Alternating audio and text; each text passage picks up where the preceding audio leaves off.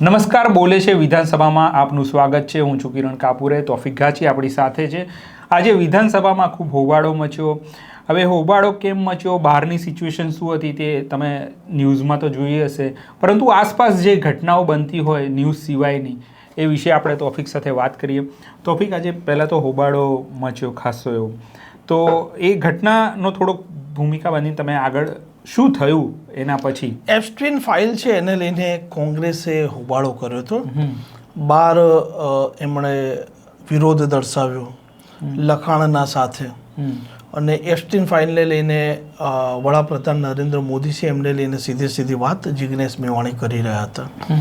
એ દરમિયાન જે રૂટીન ઘટના બની એ તો દરેકે સમાચારમાં જોયું, પરંતુ કિરીટ પટેલ જે પાટણ કોંગ્રેસના ધારાસભ્ય છે, જ્યારે નરેન્દ્ર મોદીને લઈને વડાપ્રધાનને લઈને જિગ્નેશ મેવાણી કેટલાક શબ્દોનું ઉચ્ચારણ કરી રહ્યા હતા, એ દરમિયાન કિરીટ પટેલને કોઈએ કંઈ પૂછ્યું એમને મીડિયા જનરલ કેમેરા સામે ને, તો કિરીટ પટેલે એવી ટિપ્પણી કરી કે એ ગાંડા છે, આપણે થોડી ગાંડા છે, આપણે આવું થોડી બોલાય. આવું કિરીટ પટેલ બોલતા હતા, મેં સાંભળ્યું ખરી. અને કિરીટ પટેલ જે પ્રકારે એપ્સ્ટીન ફાઇલનો વિરોધ આ ચાલી રહ્યો હતો એ દરમિયાન એ મૌન રહેતા હતા. એમણે કોઈ પણ પ્રકારના એ વિધાનસભાને સીડ્યા ગયા. ભલે કોંગ્રેસના ધારાસભ્યના એ લોકો સાથે આવે બધું બરાબર છે, પરંતુ કિરીટ પટેલ છે એમની ભૂમિકા આજે આ પ્રકારની હતી. એટલે તમને એવું ના લાગ્યું કે એમણે બરાબર વિરોધ કર્યો? વિરોધ કર્યો ને કંઈ બોલ્યા જ નથી, ઉલટાનું એમણે ઉચ્ચારણ કર્યું કે આ ગાંડા છે. એટલે હવે એમણે જિગ્નેશ મેવાણીને જ કહ્યું એ બહુ સહજ છે, કારણ કે જિગ્નેશ મેવાણી બોલી રહ્યા હતા. એટલે જિગ્નેશ મેવાણીના વચ્ચે ને એમના વચ્ચે થોડાક સમય પહેલા વોર પણ ચાલી જ રહ્યો હતો, એટલે સહજ છે કે બોલતા હતા જિગ્નેશ મેવાણી, બીજા બધા તો ખાલી એ બોલે ને પાછળ સૂરમાં સૂર પૂરતા હતા. એટલે કિરીટ પટેલ મૌન હતા. એટલે કિરીટ પટેલે ગાંડા તો મેવાણીને જ કહ્યા, એનો અર્થ તો એવો જ થયો ને, જે બોલી રહ્યું હતું એ જ નામનો એમનો કોઈ ઉલ્લેખ નહોતો કર્યો. પછી થોડીક વાર રહીને ત્યાંથી હટી ગયા, અને પછી એ લોકો જનરલ બધા ધારાસભ્ય મીડિયા સાથે સંવાદ કર્યો અને પછી એ જતા રહ્યા. પણ આજે તમે ગોપાલ ઇટાલિયાનો પણ ઇન્ટરવ્યૂ લીધો, મેં થોડીક એની ઝલક જોઈ આપણા જ ચેનલ પર. એટલે એ મુદ્દો શું હતો અને કેમ તમારે ગોપાલ ઇટાલિયાની વાત એવી છે કે એક લાંબા સમયથી આ રાજ્યના જે બાબુઓ છે, અમલદારો છે, એ જે જનપ્રતિનિધિઓ છે, ધારાસભ્ય, સાંસદ કે પછી એનાથી નાનો, હું તો કહું નાનામાં નાનો કોઈ કોર્પોરેટર કેમ નથી, જેને લોકોએ મત આપી બંધારણીય પદ ઉપર એને પ્રતિનિધિ તરીકે ચૂંટ્યો છે, એમની વાતો આ અધિકારીઓ કે આ કર્મચારીઓ સાંભળી નથી રહ્યા. આવી અનેક પ્રકારની ફરિયાદો ઉઠવા પામી છે. મામલો ઉચ્ચ કક્ષાએ પણ પહોંચ્યો છે, મામલો મુખ્યમંત્રી સુધી પણ પહોંચ્યો છે, અને વિધાનસભામાં એક જાહેર હિસાબ સમિતિ હોય જે બજેટ જે ફળવાતું હોય ને એનું સંપૂર્ણ ઓડિટ કરતી હોય, ત્યાં સુધી પણ રજૂઆતો થઈ ચૂકેલી છે કે ભાઈ અધિકારીઓ ફોન નથી ઉપાડતા, અધિકારીઓ સાંભળી નથી રહ્યા. અધિકારીઓ જ્યારે ધારાસભ્ય કે સાંસદ આવે તો એનો પ્રોટોકોલ હોય છે, એ પ્રોટોકોલ મુજબ એ ધારાસભ્યના સાથે એમને રિસીવ કરવાના, મૂકવા જવાના, એમને આવકારવાના, પ્રભારી જે જિલ્લામાં જતા હોય એમનું વ્યવસ્થિત રીતે વેલકમ થવું જોઈએ. એમની કોઈ રજૂઆત છે તો અધિકારીએ સામેથી સંપર્ક કર્યા પછી એનું સાથે સંવાદ કર્યા પછી શું થયું એનું ફોલોઅપ લેવાના ચોક્કસ ફોલોઅપ છે. પરંતુ પરિસ્થિતિ એવી છે કે અમલદારશાહી એ હદ સુધીની હાવી થઈ ચૂકી છે. અને તમે સચિવાલયમાં પણ ગણી શકો, એવું નહીં ગણવાનું કે કોઈ જિલ્લાનો કલેક્ટર કે કોઈ જિલ્લાનો એસપી કે પોલીસ કમિશનર કે મામલતદાર કે પીઆઈ જ નથી ગણગારી રહ્યા. સચિવાલયના અધિકારીઓ છે ને એ પણ ગણગારી નથી રહ્યા. એટલે આ ઓલ ઓવર વાત હતી. મંત્રીઓને હું તો માનું છું કે મંત્રીઓનું પણ અધિકારીઓ નહીં સાંભળતા હોય. ના, એટલે ગોપાલ ઇટાલિયાએ જે આજે ઉલ્લેખ કર્યો એ વાત કેટલે અંશે સાચી છે? એ તો એક ગોપાલ ઇટાલિયાએ ઉલ્લેખ નથી કર્યો. સરકારના જે સામાન્ય વહીવટી વિભાગ છે જીએડી, એણે એક પરિપત્ર કર્યો છે ગોપાલ ઇટાલિયાની. મેં એના ઉપર પ્રતિક્રિયા લીધી હતી કે ભાઈ આ પરિપત્ર કેમ કરવો પડે. એનો અર્થ એવો થયો ને કે ભાઈ સરકારે સહજ સ્વીકાર્યું કે સાંભળવામાં નથી આવતું. એ પરિપત્ર કર્યો ને કે ભાઈ પ્રોટોકોલનું ચુસ્તપણે પાલન થવું જોઈએ. ધારાસભ્ય કે સાંસદ આવે છે જે ચૂંટાયેલો જનપ્રતિનિધિ છે, તો એનો જે પ્રોટોકોલ હોય છે અધિકારી, એ પ્રોટોકોલ મુજબ વર્તવું પડે છે. અધિકારીના ઈચ્છા મુજબ ના વર્તાય. એટલે એ પરિપત્ર કર્યો છે, એને લઈને એમણે પ્રતિક્રિયા આપી છે. પછી એમનું કેવું એવું પણ હતું કે ભાઈ બીજેપીના જે કંઈ ધારાસભ્યો છે એ તમને ધારાસભ્યો જેવા નથી લાગતા. એ એમની પોલિટિકલી લાઈન છે, સમજો તમે. એ એમની પોલિટિકલ લાઈન છે કે ભાઈ ધારાસભ્ય જેવા નથી લાગતા. એ સ્વાભાવિક છે કે એ પોતે વિપક્ષમાં છે એટલે ધારાસભ્ય ઉપર એ લોકો સહજતાથી વાત કરતા હોય. પોલિટિકલ લાઈન છે. એ તો અનેક વાર એવું પણ બોલતા હોય છે કે ભાઈ આ ધારાસભ્યની અંદર જે મંત્રીઓ છે તે મંત્રીઓ પણ મંત્રી જેવા નથી, કે ભાઈ એમને તમે રાજીનામું લઈ લો. તો એ રાજકીય રીતે પ્રહારો કરતા હોય છે. બરાબર. પછી હવે આજે તમે આ થોડી બહારની વાત કરી, ગૃહમાં જે કંઈ આજે પ્રશ્નો ચર્ચાયા હોય એમાં કોઈ અગત્યના મુદ્દા? એ પહેલાં હું જનરલી થોડી મારે જે બે ભાજપના ધારાસભ્યો સાથે સંવાદ થયો હતો, તો જે પ્રકારે આ ગૃહ જે દિવસથી શરૂઆત થઈ કે આજ દિન સુધી ચૈતર વસાવા અને ગોપાલ ઇટાલિયાએ જે પ્રકારના સવાલો પૂછ્યા છે, સવાલો પૂછ્યા પછી જ્યારે મંત્રીઓ અંદર જવાબ આપતા હોય છે, એ પછી ભાજપના ધારાસભ્યો આવે છે અને એ એમના પ્રશ્નોના જવાબ આપતા હોય છે મીડિયા રૂમમાં. તો પછી ફરીથી ગોપાલ ઇટાલિયા કે ભાઈ એમણે આ જવાબ આપ્યો પણ આ જ લખેલો જવાબ મળ્યો છે, એટલે આ ખોટા જ્યાં સાચા છે બધું ચાલી રહ્યું છે. તો બે ભાજપના ધારાસભ્યો સાથે મારે સંવાદ થયો. એકાએક તો ચૈતર વસાવાને લઈને તમારું શું માનવું છે? તો કે ચૈતર વસાવા છે એ ગૃહમાં સભ્યતાથી વાત કરે છે અને ચૈતર વસાવાને સરકાર ગંભીરતાથી લે છે. આદિવાસી ધારાસભ્ય હતા અને એમણે એવું કહ્યું કે જે એ પ્રશ્નો ઉઠાવે, જે પ્રશ્નો ખોટા નથી, મોટા ભાગના પ્રશ્નો એમના સાચા છે. કારણ કે ચૈતર વસાવાનું ગ્રાઉન્ડ મોટા ભાગે આદિવાસી વિસ્તારોના આસપાસનું જ હોય છે. એમના સવાલો પણ એના આસપાસ, કારણ કે એ લોકો એ સમાજનું પ્રતિનિધિત્વ કરે છે. એટલે એમણે સહજ સ્વીકાર્યું કે ભાઈ ચૈતર વસાવાની લોકપ્રિયતા છે આદિવાસી વિસ્તારોમાં અને ચૈતર વસાવાને સરકાર લે છે ગંભીરતાથી. એ લોકો વારંવાર કોઈ મુદ્દા ઉપાડે છે તો પછી એને પણ સરકાર નિરાકરણ તરફ એમને લાવવું જ પડે, કેમ કે વિપક્ષના ધારાસભ્ય છે. પછી મેં એક બીજા ધારાસભ્યને પૂછ્યું, ગોપાલ ઇટાલિયાનું, ભાજપના છે. મેં તો ગોપાલ ઇટાલિયા અત્યારે બહુ છવાયેલા છે એટલે એમનો ચહેરો શાંતિથી જોતો હતો. એટલે એમણે કટાક્ષમાં એવું કહ્યું કે ના ના, ક્યાં છવાયેલા છે. મેં તો સતત હાઉસમાં જે પ્રકારે સવાલો પૂછે છે, બાળ સતત કાઉન્ટરો કરે છે, તો એ નકારતા હતા કે ના ના, એ કોઈ છવાયેલા નથી કે કોઈ પણ પ્રકારની લોકપ્રિયતા નથી. પરંતુ ગોપાલ ઇટાલિયા જે પ્રકારે હાઉસમાં બોલતા હોય છે, બારે બોલતા હોય છે, તો એમની જે વાક્ય છટા છે એ અનેક લોકોને હસાવી દેતા હોય છે. એટલે આ બે ધારાસભ્ય એક વસ્તુ તો છે કે આ વખતે જે અંદાજપત્ર આવ્યું છે બજેટ, તો આ બજેટ સત્રમાં એમણે સતત ચર્ચામાં પહેલા દિવસથી આજ દિન સુધી લોકો રહ્યા છે. એટલે બંને ધારાસભ્યોને લઈને ભાજપના જે સર્કલ છે, ભાજપના ધારાસભ્યોમાં પણ સતત ચર્ચા અને ગણગણાટનો એક માહોલ છે. બરાબર. આ આઉટસાઇડની આજની જનરલ ચર્ચા હતી. બીજું, આજે મુલાકાતીઓ વધારે હતા. લૂના વિદ્યાર્થીઓ પણ ઘણા બધા આવ્યા હતા. સાથે સાથે મુખ્યમંત્રીના સાથે, મંત્રીઓના સાથે નીચે જે પહેલો માળ છે ત્યાં ગેલેરીમાં અનેક લોકોએ આજે ફોટા પણ પડાવ્યા અને આજે જનરલ એક ફોટો સેશન ચાલ્યું. આજે હાઉસની કામગીરી આજે 12 વાગ્યાથી ચાલુ થઈ. પહેલાં કોંગ્રેસે F-15નો ને બધો વિરોધ જનરલી દર્શાવવાની દરમિયાન માહોલ થોડો ગરમ રહ્યો. પછી શરૂઆત 12 વાગ્યાથી હાઉસનું થયું. તો હાઉસમાં આજે મહત્વનો જે પ્રશ્નો હતા, તો જે પ્રકારે એક તો પ્રશ્નોત્તરી હતી. પ્રશ્નોત્તરી પછી આ બજેટ જે આવ્યું તો સામાન્યની ચર્ચાઓ, 4 દિવસ એની સામાન્ય ચર્ચાઓ ચાલે. દરેક સભ્ય બજેટને લઈને પોતપોતાના મંતવ્યોને, સૂચનો રજૂ કરતા હોય, પછી મંત્રી એનો જવાબ આપતા હોય. સામાન્ય ચર્ચાઓ મહત્વની છે કેમ કે ધારાસભ્ય બધું બોલી શકતા હોય છે. એમાં શૈલેષ પરમારનો પ્રશ્ન હતો. અમિત ચાવડાએ પછી રિપીટ કર્યો કે જે પ્રકારે બજેટ ફાળવવામાં આવે છે, આ રાજ્યમાં એસટી, એસસી અને ઓબીસીની 82% જેટલી સંખ્યાઓ છે અને એ લોકોના વિકાસ માટે નિગમો બનાવવામાં આવ્યા છે. નિગમોમાં સરકાર ગ્રાન્ટ તો એક તરી પૂરતી ફાળવતી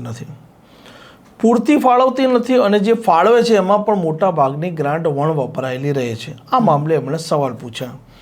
જવાબ આપવાનો હતો જે મંત્રી છે મનીષા વકીલ એમને, તો મનીષા વકીલ જવાબ આપવામાં ગૂંચવાઈ ગયા.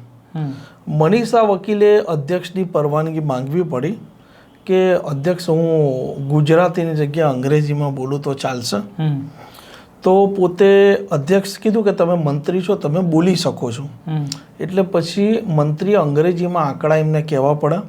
એટલે આજે આ મંત્રી ગુજરાતીમાં પણ ન બોલી શક્યા, મનીષા વકીલ. અચ્છા. પછી થોડીક વાર રહીને રમણલાલ વોરા ઊભા થયા. રમણલાલ વોરાએ ટકોર કરી કે બે હાઉસ છે ને હાઉસમાં ગુજરાતી ભાષાનો જ તમારે શબ્દ પ્રયોગ કરવો જોઈએ. અને એમના જ આ મંત્રીને રમણલાલ વોરાએ ટકોર પણ કરી કે ભાઈ મતલબ મંત્રીને ગુજરાતી બોલતા નથી આવડતું, એનો અર્થ એવો થયો આંકડાઓ. અને જ્યારે બજેટનો લઈને મામલો હતો એ દરમિયાન અમિત ચાવડાએ પણ કટાક્ષ કર્યા કે જ્યારે આ તરફ હતા કુંવરજી બાવળિયા અને અલ્પેશ ઠાકોર કોંગ્રેસ તરફ, એ વખતે પણ આ કોળી ઠાકોર જે નિગમ છે એને લઈને અવાજ ઉઠાવતા હતા.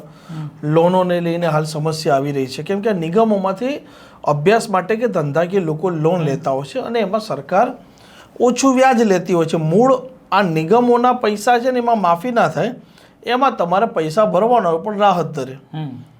એટલે આ પછી અમિત ચાવડા એ પણ ટકોર કરી કે આ તરફ હતા એ વખતે પણ અવાજ ઉઠાવતા હતા, અત્યારે હાલ એ લોકો આ તરફ છે. તો જ્યારે અમિત ચાવડા મામલો ઉજાગર કરતા હતા ત્યારે અલ્પેશ ઠાકોર કુંવરજી બાવળિયાને પણ એમણે યાદ કર્યા અને એમણે પણ આ મામલે પછી ટકોર કરી. હા, પણ એક બીજો સવાલ તમને કે એપ્સ્ટીન ફાઇલનો વિરોધ તો દિલ્હીમાં થઈ રહ્યો છે, એ મોદીનું નામ ક્યાંક આવ્યું હતું એના માટે, પણ અહીંયા એ વિરોધ કરવાનું કારણ શું હતું? એ તો કોંગ્રેસની સ્ટ્રેટેજી હોય. અચ્છા. એ તો કોંગ્રેસની સ્ટ્રેટેજી હોય કે ભાઈ એમણે કેમ વિરોધ કર્યો. સહજ છે કે ચર્ચા નો મુદ્દો એમને બનાવવો હોય, કેમ કે વિધાનસભામાં એ લોકો જો વિરોધ કરે છે તો સહજ છે કે ત્યાં અત્યારે સત્ર ચાલી રહ્યું છે એટલે રાજ્ય સરકાર પણ બેકફૂટ પર જાય.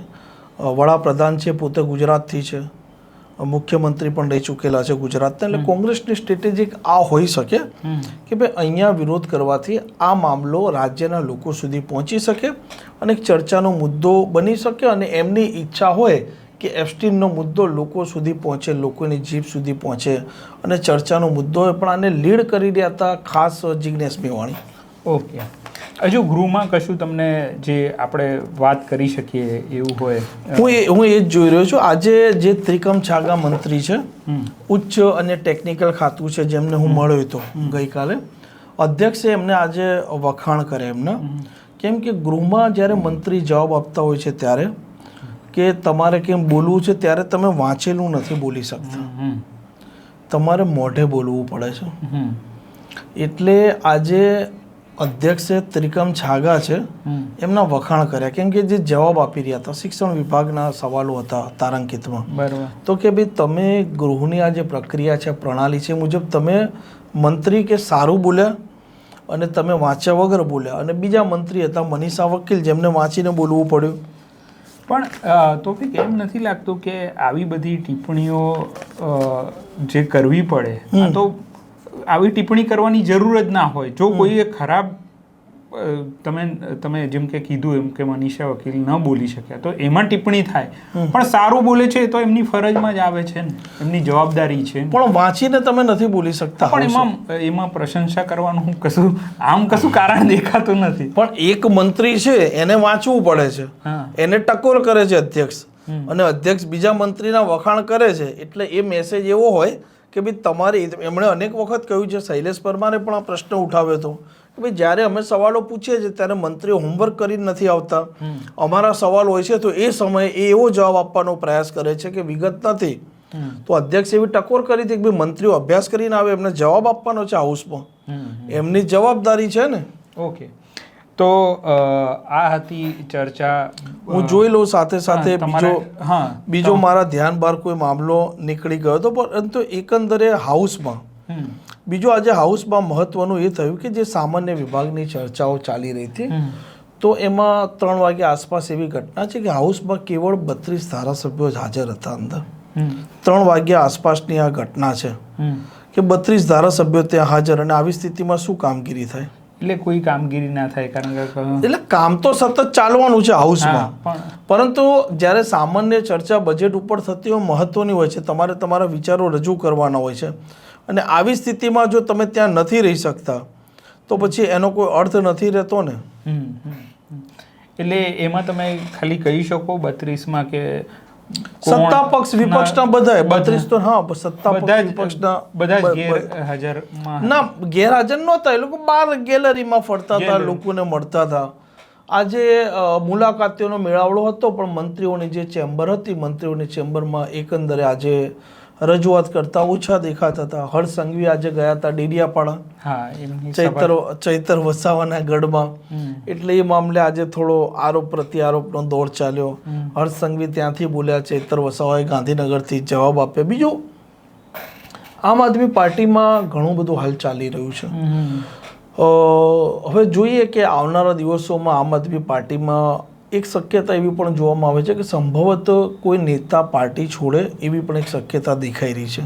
અચ્છા. પરંતુ એવું સૂત્રો દ્વારા જાણવા મળ્યું છે કે જ્યારે વિધાનસભાની ચૂંટણીઓ નજદીક આવશે અને સ્થાનિક સ્વરાજની ચૂંટણીઓ પતી જશે, એ પછી એમાં કંઈક નવા જૂની થઈ શકે એવી શક્યતા જોવામાં આવી રહી છે. સાથે સાથે ભાજપના જે ધારાસભ્યો છે, તો ભાજપના ધારાસભ્યોને ચિઠ્ઠીઓ આપે છે ને મુજબ એમણે બોલવું પડતું હોય છે. હવે હાલ પરિસ્થિતિ ઓલ ઓવર હાલ એવી ઉપસ્થિત થઈ છે કે હાલ ગૃહનો માહોલ છે એકદમ શુષ્ક છે. એ પ્રકારનો ઉર્જા નથી દેખાતી કે ભાઈ આપણે ચર્ચા સતત કરવી જોઈએ બહાર ધારાસભ્યોમાં. કોંગ્રેસમાં પણ પરિસ્થિતિ એવી છે કે એક જિલ્લાના પ્રમુખ આવ્યા હતા કોંગ્રેસના પાસે, એ પ્રદેશ પ્રમુખ અમિત ચાવડા પાસે ઊભા હતા. તો સહજ છે કે ખાસી હમણાં ઓફિસના બહાર ચર્ચા કરવી પડી હતી, ઓફિસના અંદર ચર્ચા નહોતી કરવી પડી. તો ઓફિસના બહાર ચર્ચા કરતા હતા. પછી મને જિલ્લા પ્રમુખ મળ્યા. જિલ્લા પ્રમુખ મળ્યા પછી મને પૂછ્યું, મેં શું છે કે સમસ્યા છે, કારણ કે લાગતું હતું ગંભીરતા કે અમારા કોંગ્રેસમાં તો લોકશાહી છે કે, અને અમારા કોંગ્રેસમાં તો અમે તો બોલવાનો કે અમારે અધિકાર છે, એટલે અમારી નારાજગી હોય તો અમે દર્શાવીએ. બીજું એક સનદી અધિકારી થઈ ચૂક્યા છે કેજી વણઝારા, જે ડીજી વણઝારા હતા. એન્કાઉન્ટરની ઘટનાઓ બની તે દરમિયાન એમના પર આરોપ લાગ્યા હતા, જેલવાસ પણ એમને ભોગવવો પડ્યો હતો લાંબો સમય. એમના ભાઈ થયા કેજી વણઝારા, એ મને ભોંયરામાં નીચે મળી ગયા સાંજે. તો એમણે હેડ પહેરેલી હતી. તો મેં એમને પૂછ્યું કે ભાઈ તો આ તમારે આ ટોપી પહેરી રાખવાનું કારણ શું, ને કેટલા સમયથી તમે પહેરો છો? કેમ કે મેં એમને અનેક વખત જોયા ને ત્યારે ટોપી એ પહેરે. ફોટો મેં એમને પૂછીને લઈ લીધો, તો ફોટો જોઈ શકશે જોવો હશે તો દર્શકોને. તો મેં તો આ તમે હેટ પહેરી લે છે તો કેમ પહેરો છો, કેટલા વર્ષથી પહેરો છો? એટલે એમણે એવું કીધું કે તડકાના અંદર સતત હું રહું છું એટલે થોડોક એમ આરોગ્યનો મામલો છે. સાથે એવું કીધું 35 વર્ષથી હું આ ટોપી પહેરું છું. જ્યારે હું મુખ્યમંત્રીઓના પાસે પણ કામ કરતો હું ટોપી વગર ક્યારેક એમને મળવા જતો, તો એ મને ટકોર કરતા કે તમારી ટોપી ક્યાં છે? એટલે ટોપી એ કેજી વણઝારા છે, કાળુભાઈ વણઝારા, એ એમની ઓળખ થઈ ચૂકી છે. એટલે એક હળવી વાતમાં આજે શોધી નાખ્યું હતું મેં. તો આ હતી તોફિક સાથેની ચર્ચા બોલે છે વિધાનસભામાં. આવી જ અવનવી વાતો જે તોફિકે આજે મૂકી છે આપણી સમક્ષ, અને તમે જ્યારથી ગૃહ શરૂ થયું છે ત્યારથી અમે રોજ સાંજે આ કાર્યક્રમ કરીએ છીએ અને તમારી સમક્ષ આવી વાતો મૂકીએ છીએ. હવે પણ જ્યારે આવતીકાલે ગૃહ શરૂ થશે અને એમાં પણ તોફિક જવાના છે ને તેની વાત તમારી સમક્ષ લાવીને મૂકીશું. અત્યારે મને તોફિકને રજા આપશો. નમસ્કાર.